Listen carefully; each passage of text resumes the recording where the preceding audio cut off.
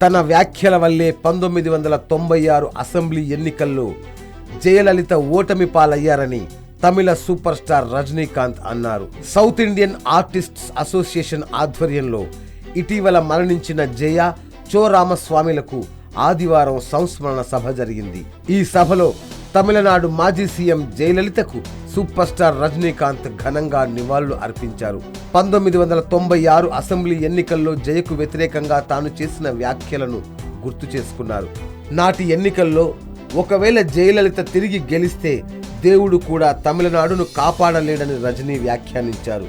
ఆ ఎన్నికల్లో అన్నాడీఎంకే ఓటమి పాలవ్వడంతో జయ చాలా బాధపడ్డారన్నారు.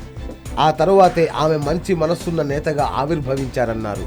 నాటి ఎన్నికల్లో డీఎంకే కూటమి ఘన విజయం సాధించాయి. జయలలితను రజనీకాంత్ కోహినూరు వజ్రంతో పోల్చారు. పురుషాధిక్య సమాజంలో అనేక ఆటుపోట్లకు ఎదురొడ్డి ఆమె ఉన్నత శిఖరాల్ని అధిరోహించారని, ఆమె ఎదుర్కొన్న సవాళ్లే ఆమెను సానపట్టిన వజ్రంలా మార్చాయన్నారు. ఇరువురి మధ్య వివాదం ఉన్నప్పటికీ తన కుమార్తె వివాహానికి జయలలిత హాజరు కావడం తనని తీవ్ర ఆశ్చర్యానికి గురి చేసిందని రజనీకాంత్ అన్నారు. కుమార్తె వివాహానికి జయలలితను ఆహ్వానించేందుకు తన అపాయింట్మెంట్ కోరానని, ఆమె కలుస్తారని అస్సలు ఊహించలేదన్నారు.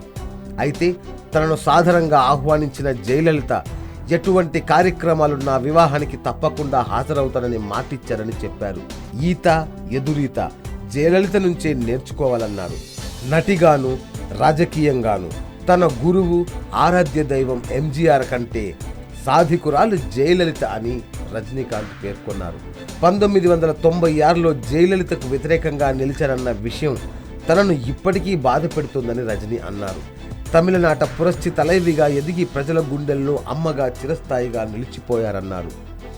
ఈ సందర్భంగా దక్షిణాది సినీ పరిశ్రమకు చెందిన పలువురు జయలలిత చో రామస్వామిలకు నివాళులర్పించారు. చో రామస్వామికి నివాళులర్పించిన రజనీకాంత్ ఆయన తనకు సుదీర్ఘ కాలంగా స్నేహితుడని చెప్పారు.